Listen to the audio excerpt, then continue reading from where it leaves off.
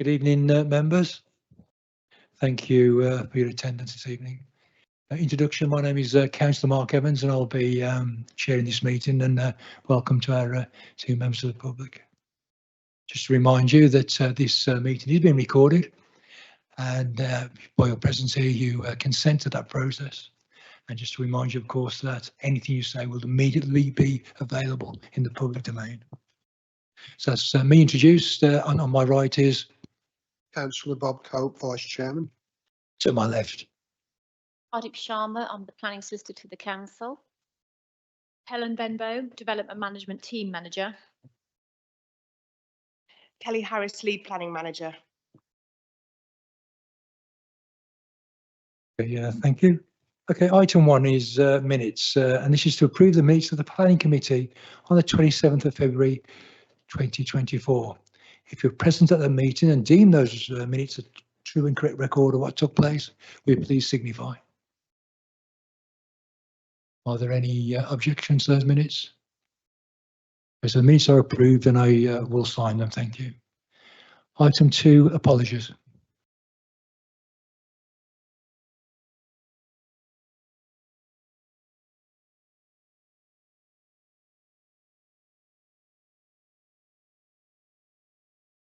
Thank you for that. Item 3, declarations of interest. To receive any declarations of interest, members? No declarations of interest. Item 4, the determination of planning applications. Members, thank you for attendance. We only have one application this evening to consider, and that is application number 2300862 FUL. And this is the goods yard and goods station laid in Penkridge, postcode Sierra Tango 195 Alpha Uniform. Now, to present the application, that will be Helen. Thank you, Chair. The application site comprises a long, narrow piece of land on the edge of Penkridge Village, which is accessed off Goods Station Lane. Although the site falls within the open countryside, the land is sandwiched between residential uses to the east and the railway line to the west, with a thick cypress hedge running along the westernmost boundary. Bear with me, see if I can get this presentation moving. There we go. So that's the application site for those of you in the room. The proposal is for storage containers which are intended to be used for general domestic purposes and for business stock. The site is within the open countryside, which is protected for its own sake. Although there is a presumption against new buildings in the open countryside, in accordance with policy OC1, the site has been used for storage purposes since the early 1990s, and most notably recently for caravan storage.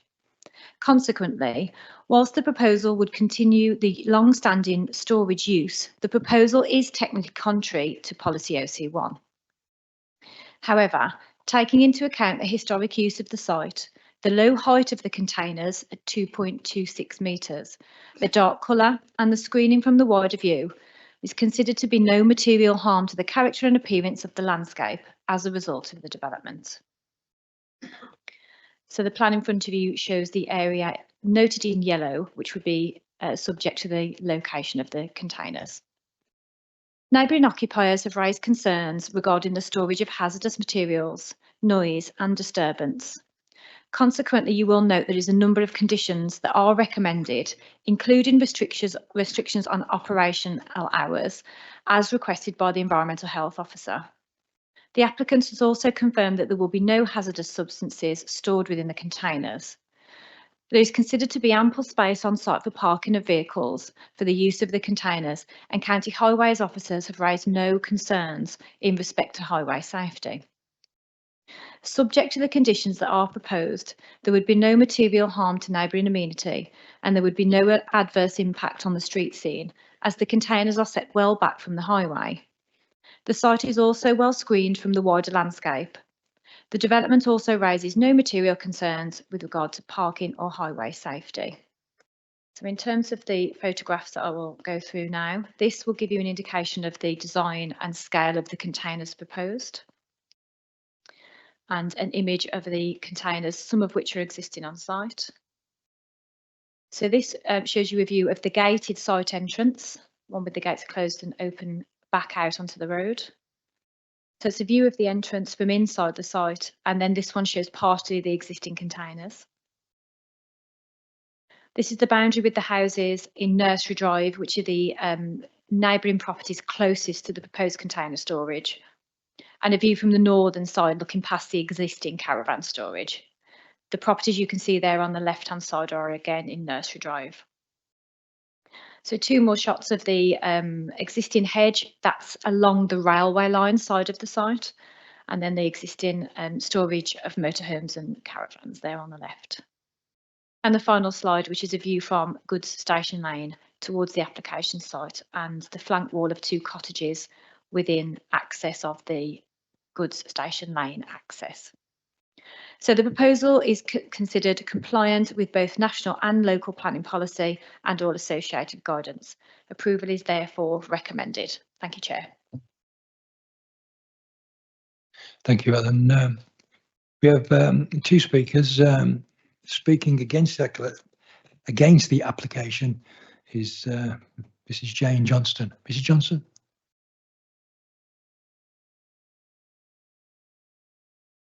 Madam, it's a 3-minute limit. I will be quite strict on that. Thank you. I'm here to represent the residents of Nursery Drive and Goods Station Lane who have very strong concerns about the noise levels. As you can all see, there's already containers in there. We've been woken on Nursery Drive quite a few mornings, 7, 8 o'clock in the morning, by dragging, banging, shouting, sounding like metal chains being pulled across metal, and I have evidence. I'm in receipt of evidence of this. Again, with Goods Station Lane, the residents have strong concerns about the HGVs delivering these containers and are questioning whether there's going to be some marshal maybe present when the rest of them are delivered, because there should be another 45 containers, because these containers at the top of the road, it's quite narrow, and they're saying they have to reverse all the way up the road because there's no turning space to deliver the container, so that they can drive back out again. The time restrictions that have been that are going to be enforced on the opening and closing times, the residents would like to know how this is going to be enforced.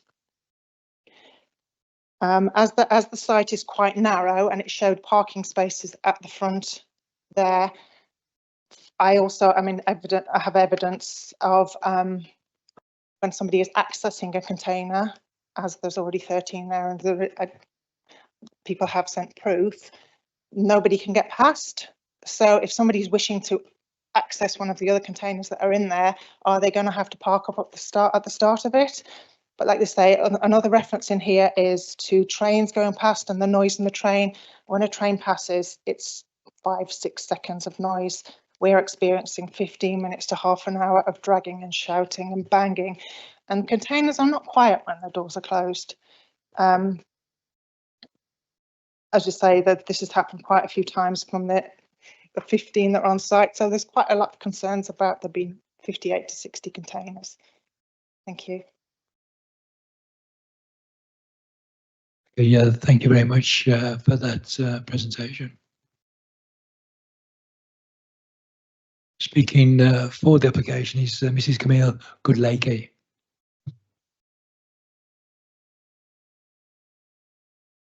Again, Madam, time limit of 3 minutes. So first and foremost, I want to assure you that your concerns have been heard loud and clear.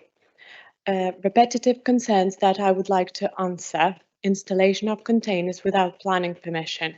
This was my mistake, as we bought the site already with containers and caravans, therefore site being storage land, I thought this was within the law, and the site is allowed to have multiple storage units. However, after receiving a letter from council, we started a planning application right away. Noise and disturbance. Containers do not have electricity, so no machinery can be running on site. Loading and unloading noise. We will ask our clients to keep it to the minimum. Usually people visit the site between 9 a.m. and 6 p.m., but certain tradesmen might need to come in and pick up their tools earlier. Vintage furniture traders and household item holders usually visit the site during the day or during the weekend hours. Traffic increase. We are monitoring the site night and day. Currently, we have 14 caravans and 18 containers on site. All containers are let. Last week, we had 17 customers visiting the site, which include 8 container visits and 9 caravan visits. Regarding the congestion, containers are smaller than caravans, therefore there is enough space for 2 vehicles to pass one another on site. Impact on light and visual environment. There should be increased sunlight in the bar gardens as containers are smaller than caravans. Small caravan is 20 feet to 26 feet long. However, container is 20 feet long. Caravan height is close to 10 feet. Our containers are 8 feet tall. Containers won't be stacked. Storage contents and hazardous materials. We provide contracts to our clients that doesn't allow to store hazardous materials. Containers are used for storage of household items by members of public and micro businesses to store their stock or tools. Site maintenance and upkeeping. We do not accept littering. It is a storage place. Any rubbish brought on site should leave the site with an owner. That is stated in our contracts. Thank you very much for your time. Okay, and thank you for that presentation, and thank you for keeping within the time.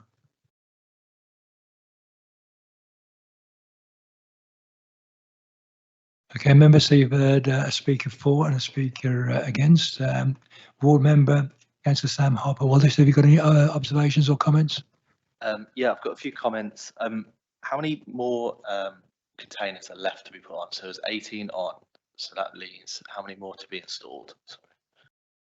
It's 58 roughly total. So if you look at the plan in front of you now, the yellow strip noted on that plan would be the area that would be approved for container storage.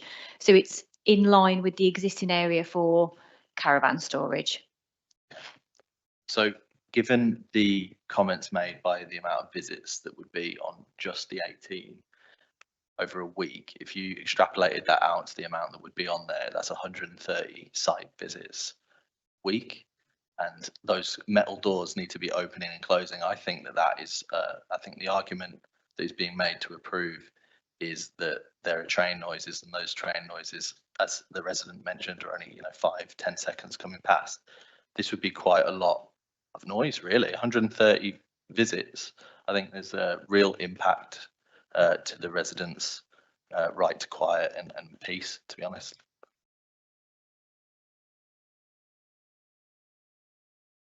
Okay, yeah, thank you, ma'am.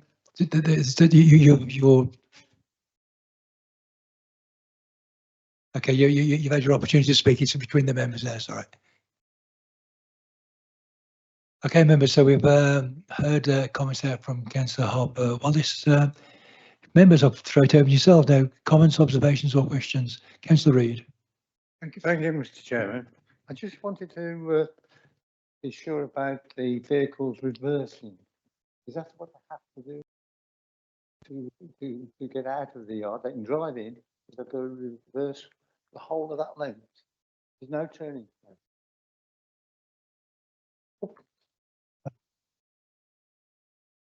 Thank you, Councillor Reid. That's not my understanding, that they would have to be reversing in and out of the whole length. There's ample space for the vehicles to turn around, and obviously in terms of the delivery of the containers themselves, that would have to be managed, but that's no different in terms of scale to the caravans and the larger motorhomes coming in and out.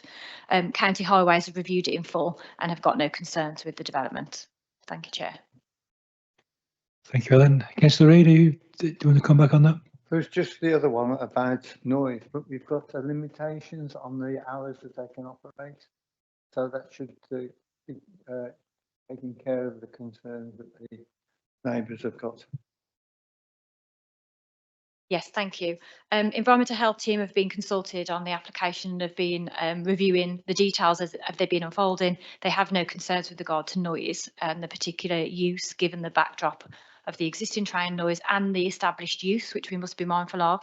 But it's worthy of note that there are conditions, which includes condition number 4, which is currently proposed, which restricts opening hours Monday to Friday, even tighter restrictions on a Saturday and not at all on Sunday and Monday. The speaker mentioned about how that would be enforced, and I think that's a relevant question. So that would be enforced through our planning enforcement team. If we were made aware that there was a breach of that condition, we would monitor that internally. So the enforcement team would do that, and that would be alongside diary logs provided by any residents that had any concerns. And if there was found to be a breach of that condition, then we do have the ability to serve a breach of condition notice. So that's a fully enforceable and robust condition. There's also a further condition about equipment being left running and making sure that that doesn't happen. But as the other speaker said, there is no electricity in the containers. That's worthy of note. We have not granted any external lighting, and then the area covered by the containers, which is in front of you now, is quite clearly marked. And the final point is we've also conditioned no hazardous materials. So we do feel like the concerns that have been raised are relevant, and we've tidied those up by way of condition, and we could enforce all of those. Thank you, Chair. Thank you, Ellen. Councillor Reid. Yes, I'm just concerned about the members referring to the number of trips. I don't think that's going to happen every day, is it? Yeah, just me. I think it's difficult to quantify, isn't it? Because I don't think everyone would be visiting their container every day. Depending on the use, depending on what's stored there, would depend on the frequency. But that is something that's been factored in by the environmental health team in terms of average trips for use of this nature against the backdrop of the caravan storage, and they raise no concerns. Thank you, Chair. Councillor Reid, you need to come back. Councillor Adams. I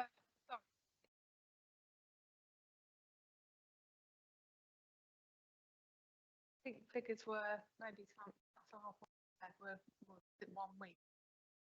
Then might vary, mightn't it? Recently, and that might have been more. And I think to look at the figures properly, rather than just saying it's 130 visits over longer.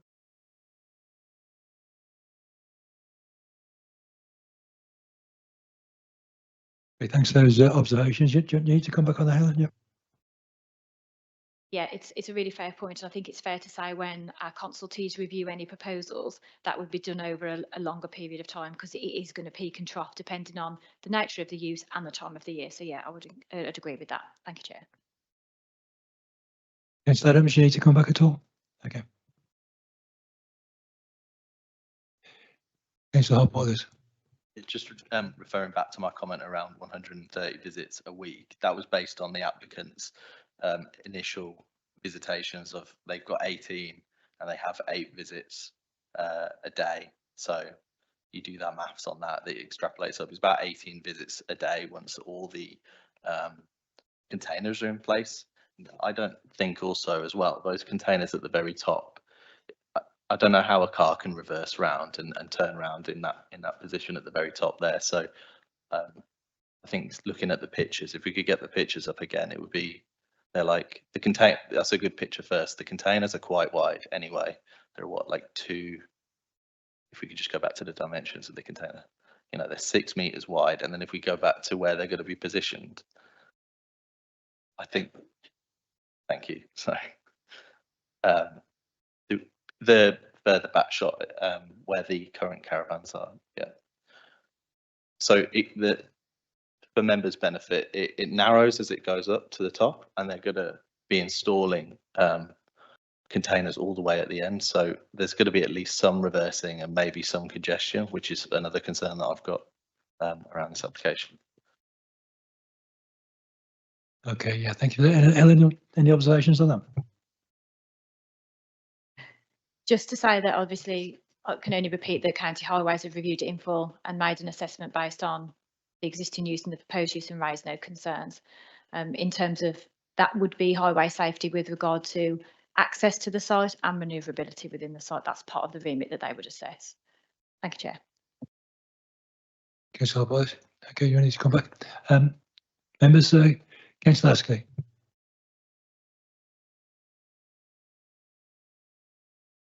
Thank you, Mr. Chairman. There's one thing that I believe would help the residents who are affected by this particular site. It's a pity that CCTV has not been introduced, because on the question of monitoring the area, I think there again, I think the conditions that are in the recommendation of approval are quite good. But I think that the residents would certainly have a great deal more, what shall I call it? Not satisfaction exactly, but perhaps confidence in the system if CCTV was introduced. Now, it might be a bit late now, but perhaps we could recommend that to the owner of the site as an additional feature for the benefit of local residents. Yeah, thanks for those observations. Paddy, for you. To make the point that such a condition would not be enforceable from the point of view that it's not planning related. But were you minded to approve the application? I'm sure if this point was actually recommended, to the applicant, that they may be willing to take it on board. But the point that I just wanted to just make very quickly is that for all of us to be very mindful of the existing use, because yes, there is worry about the noise. Yes, there is some concern about the car parking turning. But this is an unrestricted use for caravan purposes, and clearly the like considerations, the like concerns would actually apply, for a caravan use as well. And so, the point that I'm making is that the existing use is a very important and material consideration when you actually make the decision on this particular matter. Thank you, Paddy. Helen, did you want to elaborate on that? Yeah, just to agree with all those points, but just to say, as the application is currently proposed, it doesn't propose CCTV, so we couldn't necessarily insist on that by way of a condition. But always happy to have that informal discussion with the applicant. That wouldn't be a problem at all. Thank you, Chair. Thank you, Helen. Councillor Kelly. Thank you, Chair. 2 points. As this site will probably develop, if it goes ahead, let's say, for an instance, as we get to darker nights, trade people will use their vehicle for lights, which will interfere with residents' properties. And what's saying the issue of not them having generators put in place for that sort of thing for lights. And as a ex-HGV driver, trying to turn a vehicle of that size or that sort of alleyway, as I would call it, will be immense. It will be really erroneous. Those vehicles with a container on the back of them will be tearing over 50 feet high, and then they've got to go high habit off, and there will be some issues there. Can those points be raised? Okay, yeah, thank you, Councillor Kelly. Helen, do you want to address those? Yeah, absolutely. Through you, Chair. Yeah, obviously, in terms of the installation of the containers, that's a kind of one-off temporary matter, and that again would have been considered by Highways. It is always difficult when that's not the permanent use backwards and forwards, but I take your point, that will have to happen. We have to, again, raising Pardick's point, remember that there will be caravans and stuff going in and out of there, pinch points on holiday time especially. There's a condition that says no external lighting. I take your point that we can't do anything about headlights, that's access and egress, but there is also a background noise condition. So if there were to be any generators, petrol run, or however that might be, then there is a condition that we would be able to enforce should the background noise become a problem.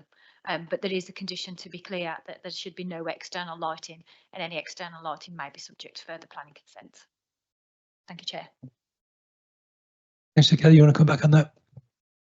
Thank you, Chair. It's just the difference between putting a caravan on site is a lot quieter than having a container on site. As I say, it's just hook the wheel up, unclip it, done, gone with the car. whereas a container, as my colleague has says, there's going to be those steel doors are going to be really heavy, needing weight to push them and make a big bang. So if there's mitigation can be put in place, then let's use them. Thank you, Councillor Kelly. Councillor Lennon, you want to come? Councillor Lennon. So Helen, do you want to come back on that? Yes, thank you, Chair. It's balancing it up, isn't it, against the backdrop of the existing use, because with the caravan use, they could be coming in and out a lot more. Once that container's in place, it's not going to continue to move. So you've got gains on one side and losses on the other. And against the backdrop of the long established unrestricted storage use for caravans, I think that's really important to keep taking ourselves back to. But I accept what you're saying in terms of the installation of the containers in the first instance, but once they're there, they're there. The caravans could be in and out several times a year, depending on how good the weather is and what the season's like. Thank you, Chair. Councillor Kelly, do you want to come back? Okay, Councillor Reid. Thank you, Mr. Chairman. Yes, I'm just concerned about the emphasis on the lights, the headlights. Bearing in mind that there's a restriction on them going in there, so that during the hours of darkness during the winter, very short period of time, and therefore I can't see that lights vehicles can have a great effect. I just do feel that the turning area, I'd like to know what the measurements are there, the turning area where they've got to turn around to come back. I think that's important. Just saying that. I'm doing it again. Chair, just through yourself, clearly County Highways have assessed this application. They've given their views, they've taken into account the type of vehicles that will actually use this particular site. So whilst, we have not got any measurements, it's important to actually bear in mind that issues of that nature have more than likely been taken account by County Highways, and they are satisfied, with the application and, do not raise any objection. Thank you for that. Councillor Hart-Wallace. Are there any clauses or statements made in the local plan about like the reduction of crime or not favouring developments that could potentially increase crime, or that there should be conditions on things like that? We'd have to have evidence that the use was going to increase crime in the first instance. I'm not sure that going from one nature of storage use to a second nature of storage use would necessarily equate to that. So again, if we were minded to condition, or we were minded to put some mitigation in place, we'd have to have the evidence base to say that that was necessary and reasonable to meet the test of a planning condition. Have you got anything you want to add to that? Councillor Hart-Wallace. So the nature of these storage units will be for business, and as the applicant mentioned, there would be tools potentially in there. We know that tools get stolen from vans all the time, so I feel there's an evidence base there to say you've got some nice shiny containers now, not caravans where people are going to steal a pot or a pan. You can steal, a DeWalt drill or whatever. I think there's probably an argument there to say crime could be increased, particularly as well, it being a residential area, which has been discussed already. I think what I would say is, obviously, I take your point, that evidence would be considered to be circumstantial. There's no evidence base there that would be robust enough. And obviously we've got to look at within the interest of the landowner. They're not going to want to create a site that's going to be subject to any kind of antisocial behaviour or increased crime, because the business just won't survive and won't run on that basis. So I think there's an element of we have to make sure that there's a reasonableness applied to that approach. Also, given the fact it's a residential area, there's an element of natural surveillance, especially when you're looking at that road and access point. It curves round towards the top, as I'm sure you well know, but as it's quite well overlooked as on the approach. So there would be some basis there for natural surveillance, I would argue, even though it is located to the rear of the properties in Nursery Drive. Thank you, Chair. Councillor Hart-Wallace.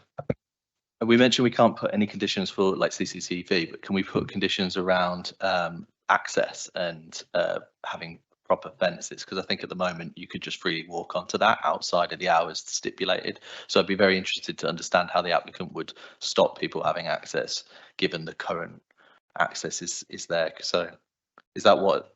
Yeah, okay, fair enough. People, is that going to be locked at the times? Has the applicant agreed that those will be locked? Those doors will be locked, locked at the time. So I mean, I'll could sort of contribute to the crime debate. As a former police officer, still work for the police. I wouldn't be looking at that thinking the containers would be an increase in crime. As a police officer, I would be looking at the caravans were more of a target than the containers. There's more likely for a caravan to be stolen, towed away, or broken into than those containers. That would be my observations as a police officer. Default to the chair's wisdom there. Yeah, thank you. We can't condition that the gates are locked at exactly the same time as the hours of operation. However, that would just be good management of the site on part of the operator. I doubt they're going to want to leave it vulnerable. They may want to be there as operators longer than those hours as well, which is perfectly legitimate for them to do. Tidy the site, take away any rubbish, all of that kind of stuff that goes alongside running a business. But that just means that patrons can't visit outside of the conditioned hours. But I just think it would probably be the nature of the development that once the patrons can't visit, it would be secured for the purposes of maintaining a sensible mechanism of running the business. Thank you, Chair. Okay, so I apologize. Okay, members, any other member want to make any comments, observations? Right, Councillor Kelly. Sorry, Chair, my concern is, as I say, these would be for businesses, not for, like, as I say, somebody just storing stuff there as a member of the public. And those sort of businesses will have Mercedes vehicles, transit vehicles, low back vehicles, so they can take materials, tools, as it's clearly been demonstrated. And those vehicles are pretty big.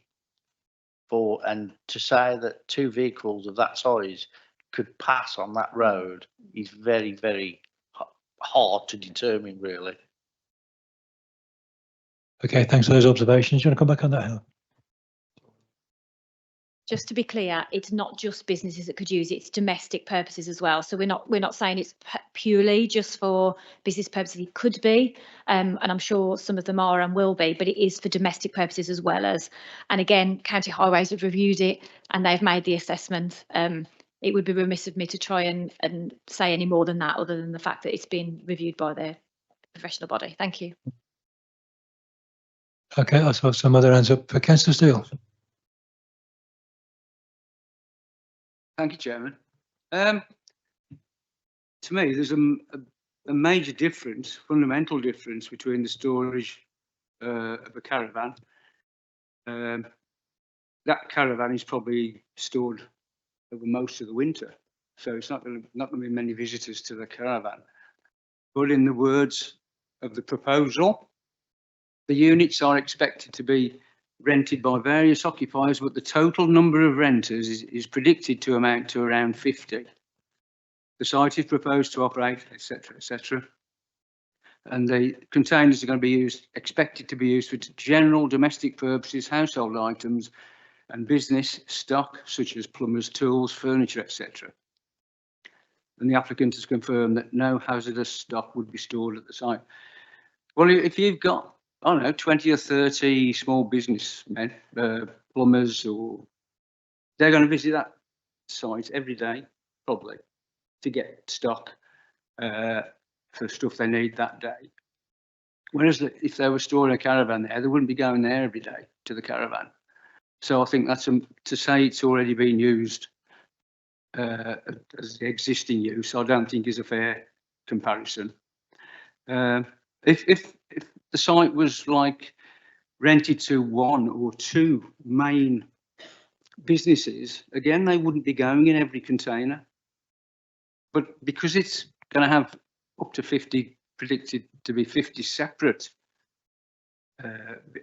renters, I just think there's going to be so much in and out, it's going to be unbearable, really.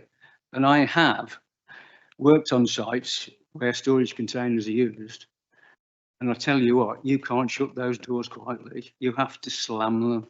And if they're not, I assume they're not brand new, they have a terrible life, these containers on ships and that.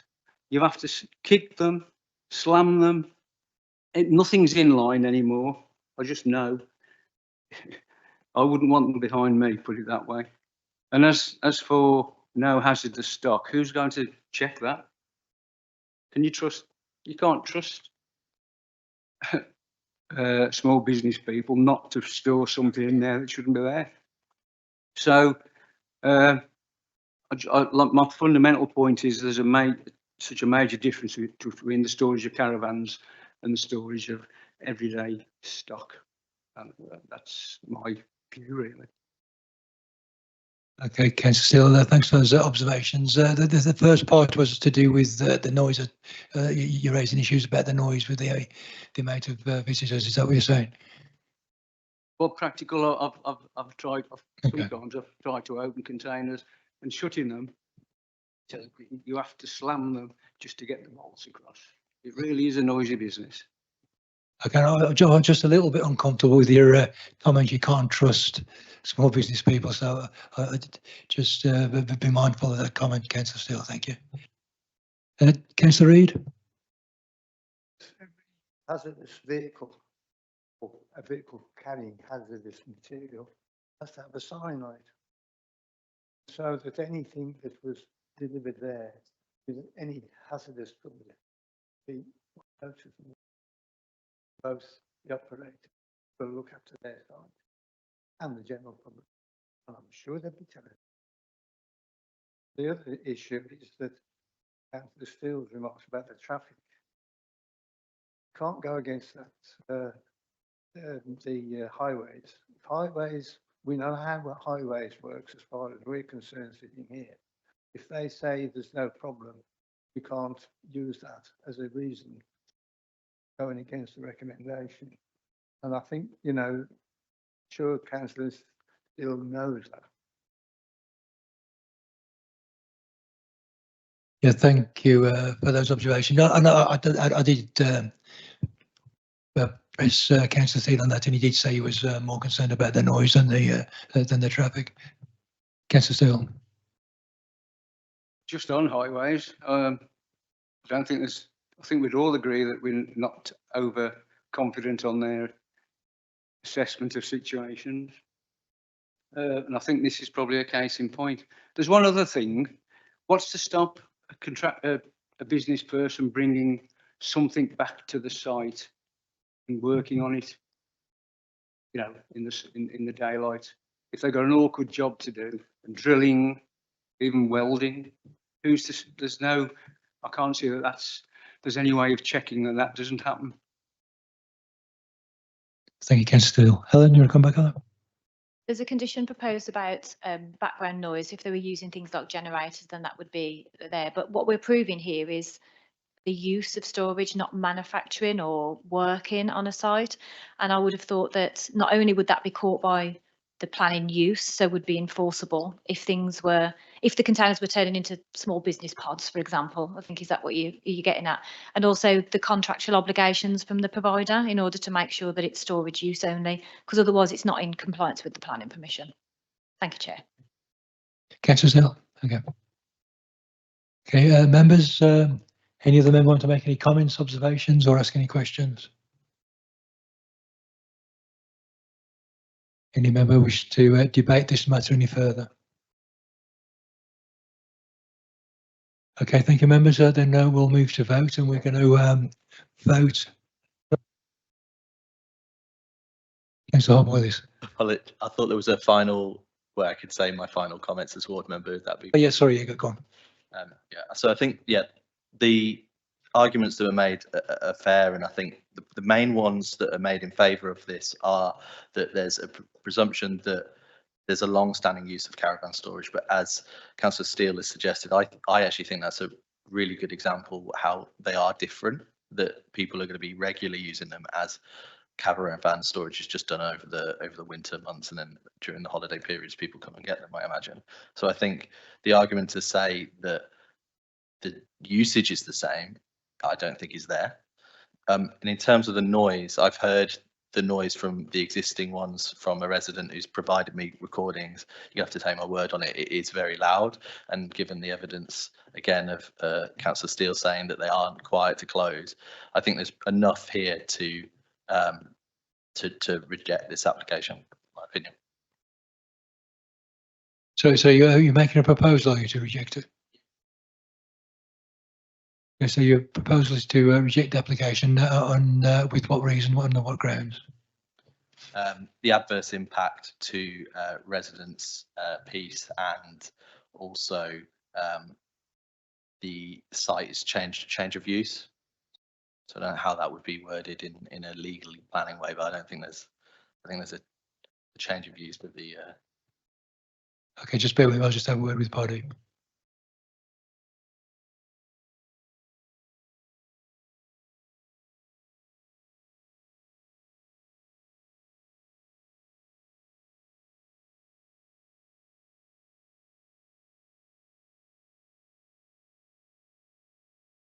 Okay, I'll just address the change of use issue first.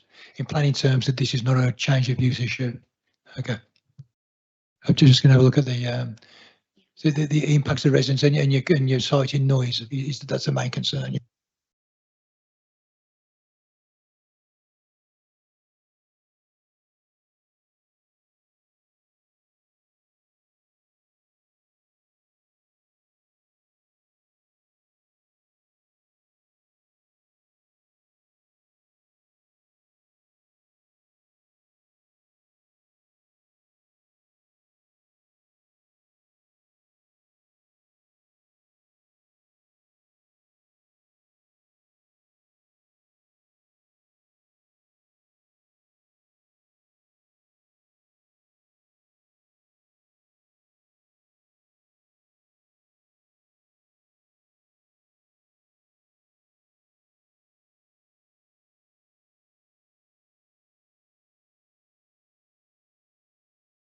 Helen. Chair, I've noted the proposal, but before members or before it's seconded, I would actually invite members to look at the noise issues very carefully. And it goes back to the point that I made earlier, that there is an unrestricted use in relation to caravans. And also you have actually got a consultation with your experts, your environmental health people, who have actually said, subject to conditions, this development is actually acceptable. And therefore the advice that I would actually give to refuse this application on noise grounds and then support that application on appeal is, in my view, going to be very difficult, and we could have a potential award of costs. So before it's seconded, if you could just be mindful of the need to provide strong evidence, strong, robust evidence at an appeal, whether it's an inquiry, whether it's appeal, whether it's written representations, that there is actually going to be a material increase in noise from use A to use B. And just to follow on from that, if noise, if we've assumed it was noise, sorry, Councillor, and it wasn't particularly noise you were looking at, we need to be quite clear on what elements of amenity you feel would be impacted by the use for the containers. So it's just, if you could just elaborate on that a little bit, we might be able to look at the policy wording for you. So residents have mentioned getting woken up by the noise and the continual noise, not intermittent noise issues. I think the containers that are on site at the moment don't benefit from any planning permission, therefore there are no restrictions in place.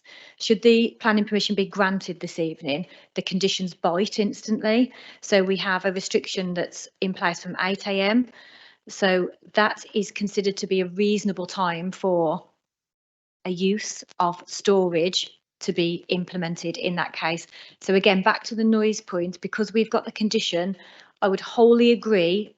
And potentially, if that's the way it's being operated at the moment without a planning condition in place and it's early morning starts, I could see that that would be a concern. The granting of planning permission allows us to control that in terms of the hours of operation. So we've just got to be mindful of the noise issue because the condition could mitigate. And in that case, we shouldn't be refusing permission, we should be conditioning an approval. Thank you, Chair. Okay, Councillor Hartwell. So with that being said, then would it be possible to apply a condition that visitors are only allowed to visit for 1 hour to reduce the potential of continual use? There's certain tests that conditions have to meet, and one of them is enforceability through monitoring purposes. I don't think that would. And also there's no evidence to say it's necessary, because we don't have that evidence to say that X amount of people at X amount of time of the day is going to be a problem. We have to be mindful that granting of any planning permission is going to change the environment there, and that's okay. It's how we control that at its extremes and where the harm needs to be considered. To my mind, the planning condition with regards to the restriction on what time people can access the site and what time they have to leave mitigates against that harm. So we have to be mindful of that. So sorry, that was a long way of saying that I don't think the hour restriction would be something that would be appropriate by way of planning condition. Thank you. Okay, Councillor Hartwell, at the moment there's a motion proposed. Do you want to go ahead with that proposal of me to ask for a seconder? No, given that it will probably to put the council into legal difficulties with appeals, then I appreciate that I'm probably not going to withdraw my proposal. Last sort of, in terms of the visiting hours, would the council be open to changing those to 9 AM starting instead of 8 AM? Helen? The current proposals are based on the evidence base provided by Environmental Health. We have to use that as a backdrop, and again, without the benefit of any evidence that 9 AM is better than 8 AM, it's part of the operational day. Anything from 7:30 really is considered operational day. I would be happy to ask the planning applicant and agent whether they would be minded to accept that, but I don't think we could insist on it to 9 AM. I don't think there's enough evidence there that that extra hour would be meaningful in terms of the impact and therefore the harm. Thank you, Chair. Councillor Hartwell. At the moment, I have a motion proposed by you. I want to make sure that you're quite happy to withdraw that motion. I am, yes, Chair. Okay, members. Councillor Reid. Thank you, Mr. Chairman. Yes, I'd have great concern about reducing the hours, because when you come to think about it, people are going to go there first thing in the morning before they go off to work to collect the materials they need, and asking them to go at 9 o'clock, they've lost an hour. And how about if they've forgotten something? We all do it. Got to go back again. So you can't put a restriction in my opinion on reducing their use of the storage that they need for whatever purpose. Thank you, Councillor Reid, for those observations. Did you need to make? No, we're okay. Councillor Kelly. Thank you, Chair. Just one clarification. I've read it in the paperwork that some of the containers will be doubled up on top. No, that's definite. That's fine. That's fine. Councillor Steele, I think you were indicating that you want to speak. At the risk of being accused of having a go at small businesses, a lot of them tend to have to revisit their store to get stuff because they've forgotten it. I've been there, I've done it, you know, and that compounds the issue. There'll be even more visits. Okay, thank you for those observations. And that I wasn't concerned with you having that go at small business people. It was the word trust I was uncomfortable with. Members, any other observations or comments or further debate? Okay, I wasn't expecting this. Right, so I'll thank you, member. Councillor Kelly. Just one question. I know highways have made reference to the restrictions that they think that safety wise. There's a lot of children on that estate. With an increase of traffic being twice-fold, how will that impact on that sort of issue? Thank you through you, Chair. Yeah, more vulnerable highway users are fully considered when the impact is assessed by highways colleagues. So that would include children. If there was any need for them to be accessing that particular part of the road, that would have been considered. Thank you, Chair. Members? Okay, thank you. I think the matter has been well debated, and I thank you for your contributions and the manner in which and the spirit in which that debate has taken place. I'm going to now move to the vote. Ask for the members that approve the application.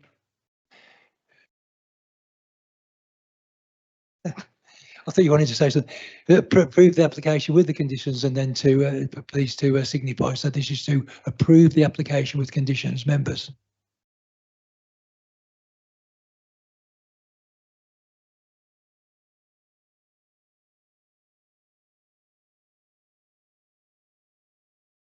Okay, thank you, members. And against the application?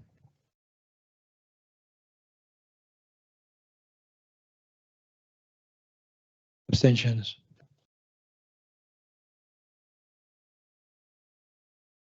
Okay, members, so the application has been approved, and thank you very much for your contribution during that debate. Okay, the next item on the agenda is the monthly update report of lead planning manager, Helen.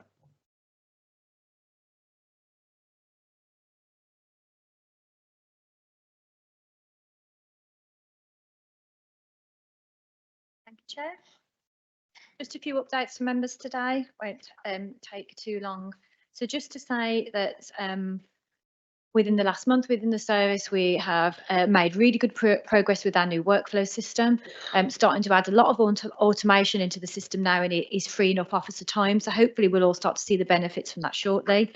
Thank you to those who managed to attend the training today on historic environments and heritage matters.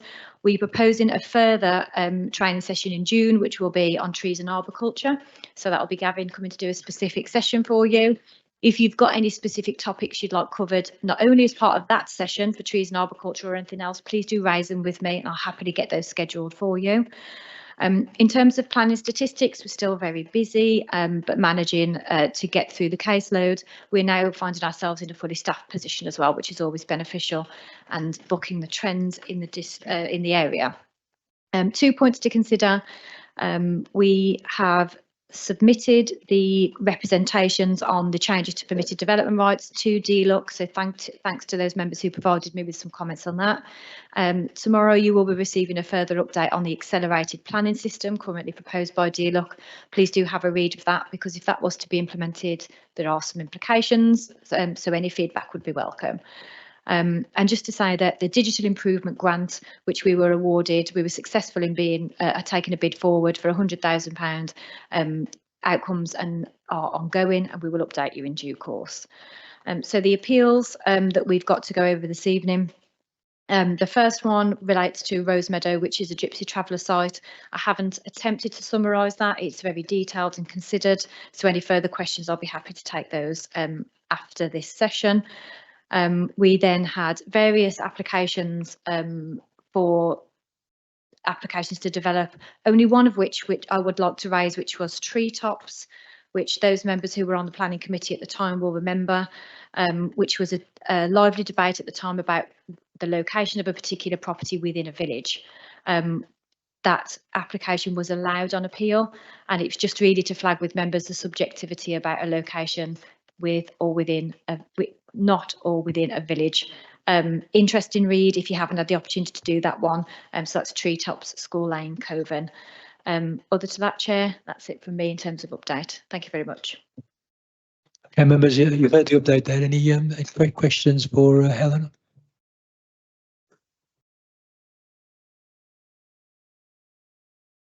Okay, members, that concludes the meeting on the agenda, but you're requested to remain seated as an update on